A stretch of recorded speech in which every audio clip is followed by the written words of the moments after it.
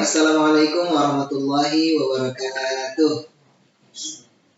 Alhamdulillah wassalatu wassalamu ala Rasulillah wa ala alihi wa ashabihi wa mawalah.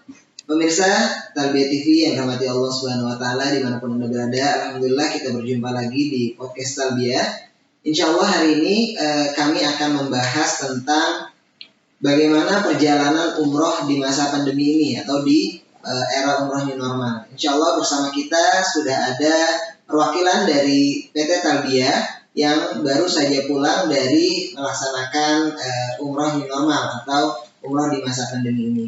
Bersama kita sudah ada Ustadz Reddy Dipanegara. Assalamualaikum Ustadz Reddy. Waalaikumsalam. Alhamdulillah, baik pemirsa, untuk lebih jelasnya lagi bagaimana kondisi teknis hari ini pelaksanaan umroh di Masjidil Haram atau ibadah-ibadah di Masjid Nabawi. Insya Allah sebentar lagi kita akan sama-sama mendapatkan informasi yang jelas, lengkap, dan insya Allah dari sumber yang terpercaya. Oke, untuk lebih jelasnya lagi, insya Allah saat lagi kita akan mendengarkan pemaparan informasi lengkap terkait umroh new normal dari Ustadz Reddy. Pemirsa Talbiyah TV, tetap di sini, jangan kemana-mana. Kita berjumpa saat lagi. Rencanakan travel kalian bersama Talbiyah Travel. Alhamdulillah berjumpa lagi di Talbiyah TV. Pemirsa Talbiyah, insya Allah sesaat lagi kita akan mulai perbincangan kita bersama Ustadz Reddy. Ustadz Reddy, gimana kabarnya Ustadz Reddy? Alhamdulillah sehat. Alhamdulillah. Jadi kemarin itu ceritanya Ustadz Reddy perwakilan dari Talbiyah baru tiba di Indonesia ya? Tahun berapa Ustadz? Baru pulang tanggal 2 Desember. 2 Desember. Berangkat dari tanggal 24 November. Oke, mungkin kita tarik ke 24 November dulu ya, atau sebelumnya. Oke. Siap-siap. Kan kalau kita dengar-dengar nih, Talbiyah ini perwakilan dari Asosiasi Kasturi ya? Betul. Nah, yang menjadi pertanyaan kita pertama, kenapa Kasturi itu baru berangkatkan di tanggal 24 November? Ya, jadi bismillahirrahmanirrahim. Alhamdulillah, salatu wassalamu ala Rasulillah. Jadi memang betul ya, kita di Kasturi yang mana Talbiyah bergabung di dalamnya baru saja berangkat ya, delegasi yang terdiri dari 20 orang perwakilan, baik pimpinan atau anggotanya yang mewakili untuk melaksanakan umrah di masa new normal ini. Dan memang di bulan November yang lalu ini dari Indonesia sudah ada beberapa keberangkatan ya, yang dimulai dari tanggal 1 November disusul dengan beberapa gelombang berikutnya lagi. Yang memang semuanya ini boleh dikatakan 95% adalah ya para perwakilan travel yang semuanya ingin merasakan langsung bagaimana sih kondisi real di lapangan, bagaimana pelayanan yang disediakan oleh pemerintahan Kerajaan Arab Saudi untuk para jamaah umroh yang per November ini sudah dibuka untuk jamaah internasional.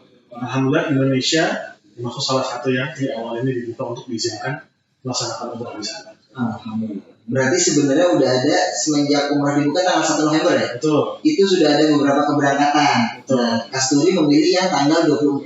Nah, dengan total 20 orang. 20 orang ya, artinya dari setiap masing-masing perwakilan travel totalnya 20 orang gitu. Jadi alasan mengapa Kasturi berangkat di 24 November itu karena ingin mempelajari dari perjalanan-perjalanan sebelumnya gitu ya. Betul. Jadi kalau kita mengikuti berita-berita yang ada, setiap grup keberangkatan di November ini masing-masing memang punya ceritanya sendiri-sendiri gitu ya. Masing-masing punya pengalaman yang masing-masing. Nah itu semua pengalaman itu jadi evaluasi pembelajaran buat kita semua. Bagaimana nanti sih kita akan melayani jamaah ke depan gitu ya. Nah makanya kita pilihlah tanggal 24 November yang ada terhitung kita sebetulnya keberangkatan ke-5 di bulan November ya.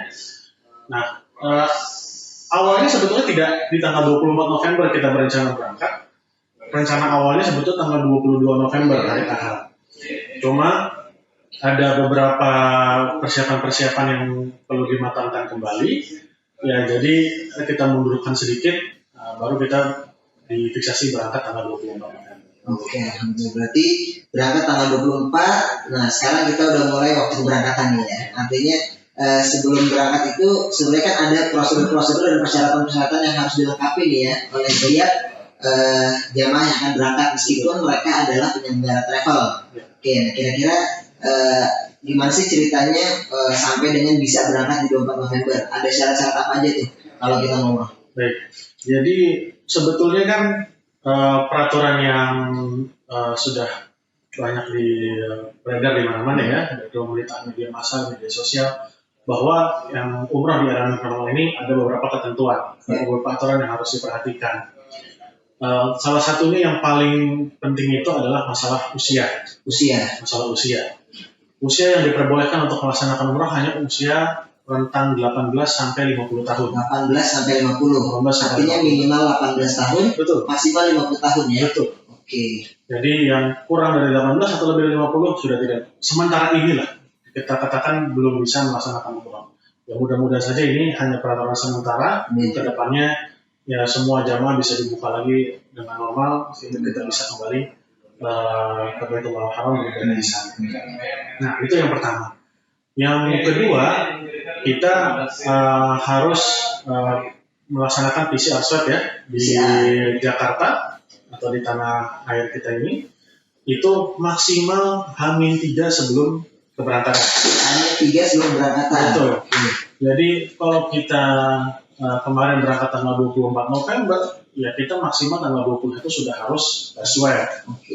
Tapi kemarin karena kita adalah keberangkatan atau grup asosiasi, kemarin keberangkatan kita semua teknisnya dikoordinir, termasuk PCR swab kita itu dimulai 1 hari sebelum berangkat, semua serentak bersama.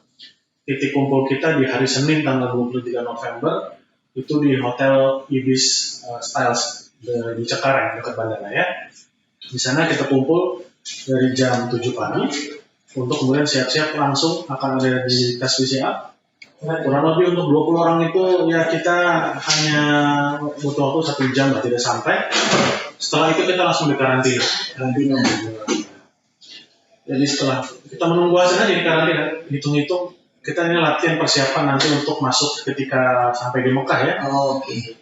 Jadi setelah di swab di Hotel Ibis itu, kita masuk kamar masing-masing yang sudah ditentukan. Kita hanya boleh di kamar, karantina di kamar, maksimal di kamar itu hanya berdua. Sebagaimana aturan juga nanti di Saudi, juga maksimal hanya 2 orang. Di kamar pun kita sebetulnya tetap diminta untuk menjaga semua protokol kesehatan. Baik yang namanya menjaga pakai masker, menjaga jarak satu sama lain, jangan banyak interaksi dan berdekatan gitu ya. Kemudian juga masalah makan, ya kita nggak ada makan di luar kamar, semua makan di kamar diantar dengan pakai nasi box dari pihak hotel. Nah, kira-kira kita karantina dari pukul 9.10 kurang lebih ya. Nah, malamnya alhamdulillah bisa kita pada maghrib lah gitu. Itu hasilnya sudah keluar. Dan alhamdulillah hasilnya semua 20 orang tim delegasi kita ini semua dinyatakan negatif. Artinya karantina ini merupakan bagian dari SOP ketentuan baku perjalanan atau memang inisiatif travel? Kalau kita tanpa karantina tapi kita bawa hasil PCR, apa boleh kayak gitu? Sebetulnya boleh-boleh saja. Boleh aja ya. Artinya yang memiliki kebijakan kemarinnya hanya kebijakan dari asosiasi. Untuk semuanya semuanya seragam, semua dilakukan oleh satu pihak yang sama. Jadi ya bisa dipantau dengan maksimal. Tapi memang kalau untuk nanti praktek dengan jamaah yang mungkin nanti akan lebih banyak jumlahnya, banyak dari berbagai macam daerah, ya saya rasa untuk kemudahan tetap bisa dikelola masing-masing gitu ya. Tapi kalau ternyata mau dilimpahkan kepada travel, ya tentu bisa. Bisa saja ya, dikoordinir ya. Artinya syarat mutlak atau syarat bakunya itu adalah hasil PCR, ya nggak harus karantina. Cuma untuk memudahkan perjalanan gitu ya, untuk lebih membangun suasana yang lebih kondusif, gitu ya, lebih nyaman, dikoordinir gitu ya. Jadi kalau untuk warga Jakarta yang tinggal di sekitar Cengkareng, yang terpenting buat mereka itu PCR, nggak harus karantina, gitu ya. Begitu juga untuk warga-warga yang lain gitu ya. Oke, alhamdulillah. Oke, pemirsa Talbiyah, insya Allah kita semakin paham tentang aturan-aturan yang kita akan laksanakan untuk mendapati izin atau bisa menjalankan ibadah umroh. tetap di Talbiyah TV. Anda pilih. Rencanakan travel kalian bersama Talbiyah Travel. Bersama Anda menuju Baitullah. Pemirsa Talbiyah TV, kita lanjut perbincangan kita yang kelihatannya makin seru dan menegangkan gitu ya Ustaz Rudi ya. Alhamdulillah, berarti 20 perwakilan setiap travel yang tergabung dalam Associate Kasturi itu dinyatakan negatif semuanya setelah karantina dan PCR di hotel sekitar bandara. Kalau saya sebut merek, harusnya dapat fee kita nih. Kita jadi nggak sebut merek hotel ya. Salah satu hotel dekat bandara gitu ya. Oke, setelah itu berarti semua boarding ya. Artinya mereka sebelum PCR itu sudah punya visa dan tiket ya. Ya, jadi memang kita dari 2 hari sebelumnya itu sudah clear semua ya untuk visa, tiket dan asuransi dan segala macam itu semua kembali itu sudah clear semua. Jadi memang yang jadi penentu terakhir terkait keberangkatan kita memang ya PCR swab itu. PCR. Karena kalau itu tidak ada atau itu Positif. ternyata positif gitu kan, seperti yang ada beberapa kasus yang terjadi di keberangkatan sebelumnya, ya nggak bisa berangkat. Itu konsekuensi. Maksudnya berarti sebenarnya ada 3 syarat ya, tiket, visa dan PCR. Dan 3-3-nya harus terpenuhi gitu semuanya ya. Oke, alhamdulillah. Dan setelah semua dinyatakan negatif, kemudian semuanya bergerak ke bandara. Nah, sekarang bagaimana kondisi di bandara ketika sebelum keberangkatan? Jadi kan kita itu hasil PCR kita terima hari Senin malam. Kemudian setelah diumumkan semua ya alhamdulillah rapi, istirahat ya, kita istirahat. Nah, keesokan paginya usai sholat subuh dan sarapan, nah kita memang sudah diminta pagi-pagi sejak jam 6 sudah standby di lobi hotel untuk persiapan menuju ke bandara. Nah, persiapan menuju ke bandara ya standar aja, kita disediakan shuttle bus ya dari pihak hotel untuk bisa berangkat ke bandara. Kita di Terminal 3 dan sesampainya di bandara ya standar protokol kesehatan yaitu yang kita kerjakan gitu. Itu yang kita jaga, bagaimana ya jaga jaraknya, bagaimana kita semua jelas dari awal semua pakai masker gitu kan. Dan yang kalau cuci tangan ya tempat-tempat mungkin terbatas ya, tapi yang selalu yang sudah disediakan kita semua akan bawa hand sanitizer. Disarankan untuk selalu bawa hand sanitizer ya. Ya, itu salah ya amunisi minimal lah kira-kira ya yang perlu kita pegang gitu. Di saat memang kita tidak punya tempat atau tidak punya akses untuk tempat cuci tangan. Kira-kira ada nggak sih tips atau trik agar hasil PCR itu negatif? Karena kan banyak kita jumpai orang yang sehat ya, artinya OTG ya, orang tanpa gejala, tapi ketika di PCR itu jadi positif hasilnya gitu. Kira-kira dari yang tim PCR ini mereka ngasih tips nggak sih atau informasi terkait dengan PCR? Kalau tim yang mengambil PCR kami ya, sebetulnya nggak ada tips khusus. Yang mereka berikan tips kepada kita sebetulnya tips menghadapi swabnya itu supaya nggak sakit ya. Nggak sakit, oke. Karena biar gimana kalau kita mungkin lihat video-video atau foto-foto, bagaimana sih orang dilakukan Indonesia kalau orang belum pernah gitu ya. Ya reaksi kan biasanya mungkin muka-mukanya kaget ketika dimasukkan alatnya gitu ya. Karena memang alatnya cukup panjang dan memang untuk masuknya dalam ya. Kita bayangkan waktu itu kita di swab itu lubang hidung kanan kiri dan juga di mulut. Betul. Jadi 3-3-nya dapat gitu. Mungkin kalau tempat-tempat lain ada yang cuma 1-2 titik gitu ya. Ini kita 3 titik semuanya di tes semuanya. Tapi prinsip yang satu yang mereka kasih tahu kepada kita adalah relax saja. Relax dan bagaimana ketika utamanya kalau di hidung ya, yaitu tarik nafas dalam-dalam. Itu ya cara untuk supaya nggak sakit. Memang berhasil gitu. Kalau mengikuti saran itu insya Allah nggak sakit. Nah cuma kalau bagaimana caranya untuk menjaga bagaimana caranya hasil PCR kita bisa negatif, kita sehat. Nah ini ya kembali kepada ikhtiar kita dan tawakal kita pada Allah gitu. Karena di kondisi sekarang ini ya tidak ada yang bisa menjamin 100% gitu. Kita sudah menjaga kesehatan, kita sudah banyak menjaga nutrisi kita, banyak suplemen di rumah segala macam ya. Belum lagi ada olahraga dan seterusnya, ya itu juga ada jaminan gitu. Karena orang yang seperti ya tadi saya cerita sendiri, ada orang-orang yang OTG dia sehat, tapi ternyata ketika dites sakit, positif. Nah ini yang kita katakan tadi, ya kembali kepada ikhtiar dan tawakal kita pada Allah. Jadi kuncinya secara tips dan trik untuk mendapati hasil PCR positif negatif itu nggak ada ya, hanya di situ tinggal bagaimana ikhtiar kita menjalani pola hidup sehat kita, kemudian menjaga protokol kesehatan, dan yang terakhir itu kita tawakal pada Allah ya, karena banyak kasus orang yang tanpa gejala pun bisa positif gitu ya. Dan ini 20 rombongan alhamdulillah semuanya negatif ya, alhamdulillah ya. Kemudian saat di bandara itu hasil PCR itu kita tunjukkan atau memang sudah ada laporan dari perwakilan kita yang mengkoordinir kita untuk menyetorkan ke bandara hasil itu? Tidak. Jadi ketika kita di bandara, kita semua masing-masing ya dibagikan semua dokumen lengkap ya, baik itu paspor, kemudian tiket, visa, dan hasil PCR-nya. Yang resmi langsung print out hasil dari pihak lab yang mengelola kita. Nah, itu kita pegang semuanya masing-masing. Oh, kita pegang semuanya. Kita pegang masing-masing.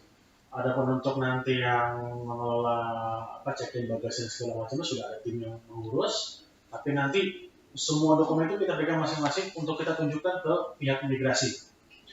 Jadi tidak dikoordinir, tapi kita lah yang menjaga langsung dokumen itu. Makanya emang jangan sampai hilang. Kalau sudah diterima, jangan sampai hilang. Jaga baik-baik ya. Betul. Jadi sekaligus kita stempel imigrasi untuk di paspor kita, dan sekaligus kita menunjukkan dokumen-dokumen yang terkait ya, visa, kemudian hasil PCR kita juga tiket. Oke, sebenarnya kalau untuk berarti berkas itu atau dokumen itu semua menjadi tanggung jawab kita masing-masing gitu ya. Oke, jadi udah nggak lagi kan biasanya dikumpulin sama satu perwakilan untuk di. Pada awalnya iya, tapi nanti ketika menjelang masuk ke imigrasi itu sudah diberikan sendiri kita masing-masing. Oke. Dan untuk masa sebelum take off itu masa menunggu ketentuannya seperti apa tuh? Apa seperti sebelum pandemi atau seperti biasa ya kan 2 jam atau 1 jam sebelumnya tuh minimal? Itu kira aturan bandara gimana tuh? Normal-normal saja normal, ya. Semuanya standar protokol di bandara itu terkait kapan kita harus tiba di bandara untuk check-in, kapan kita masuk imigrasi, kapan kita boarding dan sebagainya, semuanya normal saja. Normal ya. Yang menjadi membedakan memang ya praktek protokol kesehatan yang ada di lapangan gitu. Bagaimana ya, kita pakai maskernya, bagaimana semua dijaga jaraknya masing-masing, dan di sana juga tempat-tempat duduk di bandara juga kondisinya dibuat berjarak, ada kursi-kursi yang tidak boleh diduduki, dan ya selebihnya normal. Kita boarding itu standar 40-45 menit sebelum take off. Oke. Nah berarti semua sistem di bandara itu hanya berjalan normal gitu ya, hanya saja ditambah dengan protokol kesehatan tadi. Oke, selanjutnya ketika waktu take off itu kira-kira ada perlakuan khusus atau pelayanan khusus nggak dari pihak maskapai saat kita memasuki pesawat? Iya, ketika masuk pesawat ya, di sana yang kita alhamdulillah ya, satu pesawat yang ketika kita berangkat itu jumlah penumpang memang tidak terlalu banyak, cuma sekitar 80-an. Artinya nggak penuh kursi pesawat semuanya. Jadi ini sangat menunjang untuk yang menjaga protokol kesehatan bagi dalam pesawat juga ya, karena kalau kita membayangkan kalau di pesawat itu penuh, wah kita mungkin deg-degan juga, agak khawatir. Tapi alhamdulillahnya kita bersyukur ketika dapat informasi, penumpang pesawat kita yang menuju Jeddah ini cuma sekitar 80-an orang. Itu sangat bagus untuk kita menjaga protokol kesehatan. Semua bangku kita bisa saling jaga jarak. Artinya jumlah penumpang itu memang karena aturan social distance atau karena memang jumlah penumpangnya segitu aja? Kalau kita perhatikan sih memang lebih karena jumlah penumpangnya. Artinya sebenarnya dengan kapasitas 100% pun tanpa jarak itu boleh-boleh saja di pesawat ya? Ya memang ada edaran, walaupun kita belum pastikan apakah masih update seperti itu saat ini atau tidak. Ketika di awal-awal masa-masa new normal penerbangan itu mulai bergerak, memang ada informasi bahwa jumlah pesawat itu mesti dibatasi juga. Cuma batasan resminya berapa memang berbagai macam versi. Jadi ya itu tidak bisa dijadikan pegangan mutlak lah. Ya makanya ketika kita memang nanti akan naik pesawat, ya pada prinsipnya semua di warning sejak awal. Kalau memang nanti pesawat katakanlah penuh, ya kita di semua pun juga mesti lebih sadar diri tentang protokol kesehatan, lebih jaga-jaga untuk menyentuh barang di pesawat dan sebagainya, termasuk siapapun di samping kita. Termasuk kalaupun di samping kita ternyata adalah juga tim delegasi sendiri, itu pun kita tetap harus jaga-jaga. Artinya kan setiap tiket itu sudah ada lokasi tempat duduknya tuh. Betul. Nah itu ketika jumlah penumpangnya tidak full, maka itu diarahkan sesuai dengan nomor tersebut atau kita diarahkan supaya jaga jarak? Untuk di awal memang kita diarahkan ke kursi kita masing-masing. Tapi nanti setelah itu ketika memang sudah tidak ada penumpang lagi yang naik, ya kita bisa bebas. Menyesuaikan aja nyari tempat yang lebih nyaman, lebih kita merasa aman untuk menjaga protokol, itu kita bisa pilih. Artinya pesawat itu aturan sebenarnya enggak dibatasi ya, artinya sampai kapasitas full pun mereka akan tetap beroperasi gitu ya. Hanya saja di saat pesawat ready dan rombongan berangkat itu kondisinya hanya 80 penumpang yang hadir pada saat itu ya. Selanjutnya jangan kemana-mana, tetapi Tarbiyah TV.